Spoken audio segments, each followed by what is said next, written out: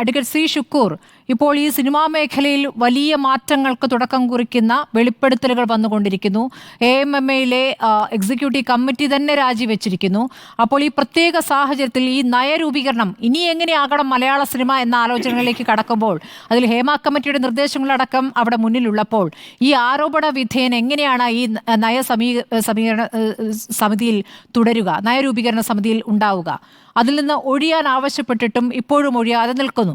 അപ്പുറത്തെ MLA സ്ഥാനത്തും അദ്ദേഹം കടിച്ചു തൂങ്ങി നിൽക്കുന്നു. MLA സ്ഥാനം ഒഴിയാൻ പാർട്ടി ആവശ്യപ്പെടുന്നുമില്ല. എന്താണ് മുകേഷിന് മാത്രം പ്രത്യേകത? താങ്കൾക്ക് എന്താണ് തോന്നുന്നത്? തീർച്ചയായും കേരളത്തിലെ സാംസ്കാരിക സിനിമാ രംഗം ഒരു ട്രാൻസിഷൻ പീരീഡിലാണ്. വലിയ മാറ്റം വരാൻ പോവുകയാണ്. നമ്മളിപ്പം ബിന്ദു കൃഷ്ണ പറയുന്ന ഭാഷയും ഒന്നും എനിക്ക് ഈ വിഷയത്തിൽ കൊണ്ടുവരാൻ താല്പര്യമില്ലാത്തതുകൊണ്ട്, ഇത് രാഷ്ട്രീയം മാത്രം കലർത്തുന്ന, ഭരിക്കുന്ന പാർട്ടിയെ മാത്രം കുറ്റപ്പെടുത്തുന്ന ഒരു സാഹചര്യത്തിലേക്ക് എനിക്ക് താല്പര്യമില്ല. നമ്മൾ വളരെ ഗവൺമെൻറ്റിൻ്റെ നിലപാട് വളരെ വ്യക്തമായി മുഖ്യമന്ത്രി പറഞ്ഞതാണ്. സ്മൃതിക്ക് അറിയാം, മുഖ്യമന്ത്രി അദ്ദേഹത്തിൻ്റെ നിലപാട് പറഞ്ഞത് വ്യക്തികൾ പരാതിയുമായി വന്നാൽ തീർച്ചയായും ബന്ധപ്പെട്ട രീതിയിൽ ആർക്കെതിരെ കേസെടുക്കും. അതിൽ യാതൊരു വ്യത്യാസവും മുകേഷിൻ്റെ കാര്യത്തിൽ നിന്നല്ല ഒരാളുടെ കാര്യത്തിലുണ്ടാവുമെന്ന് ഞാൻ വിചാരിക്കുന്നില്ല. നമ്മൾ ഒരു പ്രധാനപ്പെട്ട സംഗതി എന്ന് പറഞ്ഞാൽ, അമ്മയില എക്സിക്യൂട്ടീവ് അംഗങ്ങൾ 17 പേർ രാജിവെച്ചു. അതിൽ 4 പേർ രാജിവെക്കാൻ താല്പര്യമില്ല എന്നവർ പറഞ്ഞു. തീർച്ചയായും കേരളത്തിലെ സിനിമാ മേഖലയിൽ അമ്മ എന്ന സംഘടനയ്ക്ക് വലിയ പങ്കുണ്ട്. അവർ കൃത്യമായ ഒരുപാട് സോഷ്യൽ ആക്ടിവിറ്റീസൊക്കെ ചെയ്യുന്നൊരു സംഘടന തന്നെയാണ്, നമുക്ക് നിഷേധിക്കാൻ കഴിയില്ല. എങ്കിലും അവരുടെ അംഗങ്ങൾക്കെതിരെ വരുന്ന പരാതികളെ, അതൊരു സംഘടനയാണ്, ആ പരാതികളെ അവരുടെ തന്നെ അംഗങ്ങളായ വനിതാ അംഗങ്ങൾ നൽകുന്ന പരാതി അഡ്രസ്സ് ചെയ്യുന്നതിൽ അവർക്ക് പരാജയപ്പെട്ടിരുന്നു.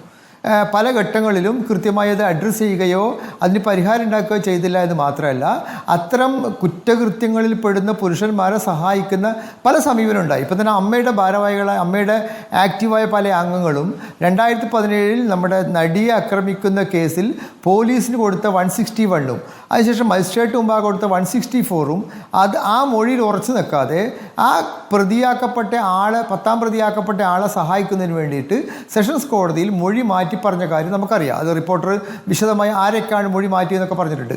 അങ്ങനെ മൊഴി മാറ്റിയ ആൾ തന്നെയാണ് പിന്നെ അമ്മയുടെ ഭാരവാഹികളായി വരുന്നത്. അതിൻ്റെ അർത്ഥം അമ്മ എന്ന സംഘടനയിൽ പ്രവർത്തിക്കുന്ന പലർക്കും ഇതൊരു നൈതികമായ, ധാർമ്മികമായ വിഷയമായി തോന്നുന്നേയില്ല.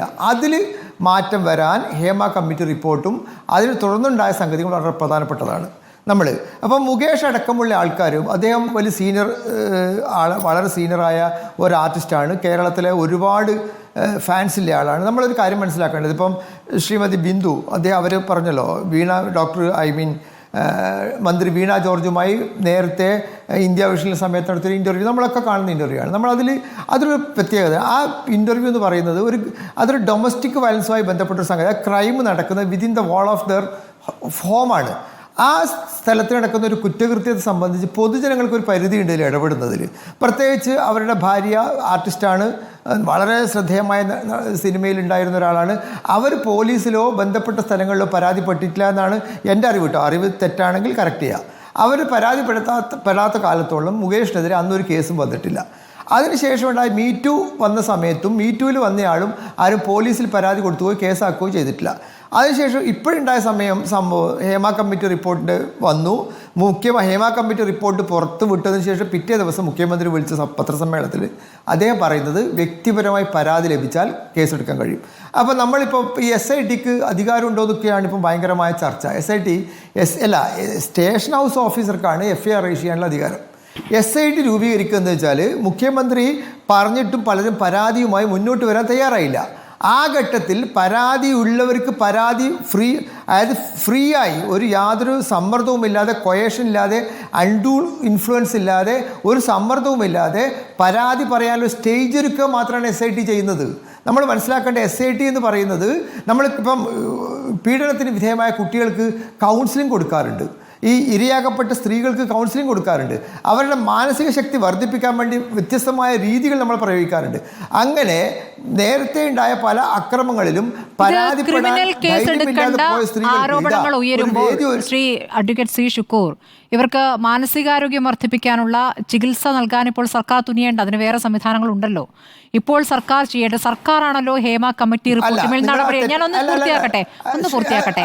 ഒരു മിനിറ്റ് ഒന്ന് പൂർത്തിയാക്കിക്കോട്ടെ ശ്രീ ഷുക്കൂർ, ഒന്ന് പൂർത്തിയാക്കിയ ശേഷം എന്റെ ചോദ്യം ഇതാണ്. ഹേമ കമ്മിറ്റി റിപ്പോർട്ട്, ആ റിപ്പോർട്ട് കൊടുക്കുന്നത് എന്തിനാണ്? വെറുതെ അത് അവിടെ എടുത്തു വെക്കാനല്ലല്ലോ, അതിന്മേൽ ആക്ട് ചെയ്യാനാണല്ലോ. അതിന്മേൽ ഒരു കാര്യത്തിലും ആക്ട് ചെയ്തിട്ടില്ല, 4.5 വർഷം. ഇനിയിപ്പോൾ താങ്കൾ പറയുന്നു അതിലെ മറ്റു നിർദ്ദേശങ്ങൾ, കാര്യങ്ങൾ നോക്കുന്നുണ്ടല്ലോ, IC അടക്കമുള്ള കാര്യങ്ങൾ. ഇല്ല, ആ കാര്യങ്ങളും വൃത്തിയായി നടപ്പാക്കിയിട്ടില്ല. അതിൻ്റെ പരാതികൾ ഇപ്പോഴും ഉയരുന്നുണ്ട്. അതവിടെ നിൽക്കട്ടെ. ഞാൻ ചോദിക്കുന്നത്, ഹേമ കമ്മിറ്റി റിപ്പോർട്ടിന്മേൽ ഒരു കാര്യവും ചെയ്യാതെ അവിടെ എവിഡൻസ്, കൃത്യമായ തെളിവുകൾ അവിടെ കൊടുത്തിട്ടുണ്ട്, അത് സർക്കാർ സൂക്ഷിച്ചു വെച്ചിട്ടുണ്ട്. ആ തെളിവുകൾ അനക്കാതെ വെക്കുകയും ഇപ്പോൾ പുറത്തു വരുന്ന വെളിപ്പെടുത്തലുകൾ, അത് ഹേമ കമ്മിറ്റിയിൽ മൊഴി കൊടുത്തവരല്ല, പുറത്ത് പലവരും വെളിപ്പെടുത്തൽ നടത്തുന്നു, എനിക്ക് അങ്ങനെ ഉണ്ടായിട്ടുണ്ട്, ഇങ്ങനെ ഉണ്ടായിട്ടുണ്ട്. അതിൻ്റെയൊക്കെ വിശ്വാസ്യതയൊക്കെ നമുക്ക് എത്രത്തോളം ഉറപ്പുവരുത്താനാകുമെന്ന് പറയാൻ പറ്റില്ല. അതിന്മേൽ അന്വേഷിക്കാനായിട്ടാണ് SIT രൂപീകരിച്ചിരിക്കുന്നത്. SITക്ക് ഹേമ കമ്മിറ്റി റിപ്പോർട്ടിന്മേൽ അല്ലെങ്കിൽ അതിലെ മൊഴികളിലേക്ക് അങ്ങോട്ട് നോക്കണ്ട എന്ന് SITക്ക് നിർദ്ദേശമുണ്ടെന്നേ. അപ്പോഴെന്താണ് അതുകൊണ്ട് സർക്കാർ ഉദ്ദേശിക്കുന്നത്? താങ്കൾ ഈ പറയുന്ന അവരുടെ സ്വകാര്യത, അവരുടെ സ്വകാര്യതയെക്കുറിച്ച് താങ്കൾ കുറേ നേരമായി പറയുന്നുണ്ടല്ലോ, അവരുടെ മാനസിക ബുദ്ധിമുട്ടൊക്കെ താങ്കൾ പറയുന്നുണ്ടല്ലോ. അവർ തന്നെ വന്ന് പരാതി പറയണമെന്ന് താങ്കൾ പറയുകയാണ്. അതെന്താണ്? ഞാൻ പറയട്ടെ സ്മൃതി, വളരെ പ്രധാനപ്പെട്ട ഒരു സംഗതി. ഒരു കമ്മിറ്റി റിപ്പോർട്ടിന്റെ പുറത്ത്, കമ്മീഷൻ റിപ്പോർട്ടിന്റെ പുറത്തോ FIR പറ്റില്ല എന്ന് നമ്മൾക്ക് അറിയാവുന്നൊരു സംഗതിയാണ്, ബേസിക്കായ സംഗതിയാണ്. നമ്മൾ ഓരോ ഇൻസിഡൻറ്റ് സെപ്പറേറ്റ് FIR വേണം. വേറൊരാളെ മുമ്പാകെ കൊടുത്ത ഒരു പരാതിയുടെ പുറത്ത് ഒരു SHOക്ക് FIR ഇടാൻ കഴിയില്ല. നമ്മൾ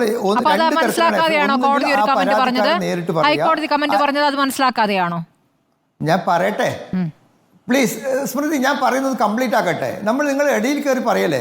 രണ്ടാമത്തെ സംഗതി, ഹൈക്കോടതി തീരുമാനം എടുത്തില്ലല്ലോ. ഹൈക്കോടതി കേസിൻ്റെ ഇടയിൽ പറയുന്ന കമൻറ്റ് തീരുമാനമായി വരും. ഹൈക്കോടതി വിധിന്യായം പറയട്ടെ എന്ന്. രണ്ടാമത്തെ കാര്യം, ഇങ്ങനെ ഒരു മുഖ്യമന്ത്രി പറയുന്നത് എന്താ, അന്ന് മൊഴി കൊടുത്തവരും പുതുതായി മൊഴി കൊടുക്കാൻ താല്പര്യമുള്ളവരും ആരൊക്കെയുണ്ടോ അവർക്ക് FIR ഇടാൻ വേണ്ടി പരസ്യമായി FIR സ്റ്റേറ്റ് വരുന്ന രീതിയിലേക്ക് SHOമാരുടെ മുമ്പിലേക്ക് എത്താവുന്ന രീതിയിൽ മുന്നോട്ട് വന്നാൽ അവർക്ക് അനുകൂലമായ സമീപനം എടുക്കുന്നില്ല.